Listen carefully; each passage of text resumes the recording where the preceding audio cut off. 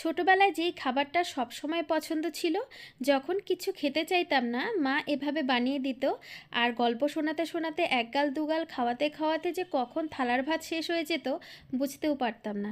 এখন বড় হয়েছি, সংসারের সবার জন্য রান্নাবান্না করতে করতে মাঝে মাঝে অনেক কিছু নিজেরই খেতে ইচ্ছে করে না, একঘেয়ে লাগে। তখন ওই তো ছোটবেলার প্রিয় খাবারটা বানিয়ে নিই।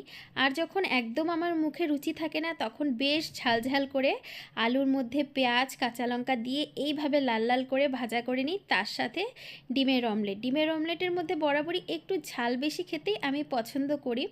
আর গরম গরম ভাত, তার সাথে যদি এক টুকরো কাঁচা পেঁয়াজ আর একটা কাঁচা লঙ্কা থাকে, ব্যাস, এর থেকে মনে হয় সুস্বাদু খাবার আর কমফোর্ট ফুড আর কিচ্ছু হতে পারে না। আমার তো ভীষণ একটা প্রিয় খাবার। আর এখন এই খাবারটা আমার সাথে সাথে আমার ছেলেরও ভীষণ পছন্দ হয়ে গেছে। তো সকাল সকাল এটা খেয়ে নিলাম।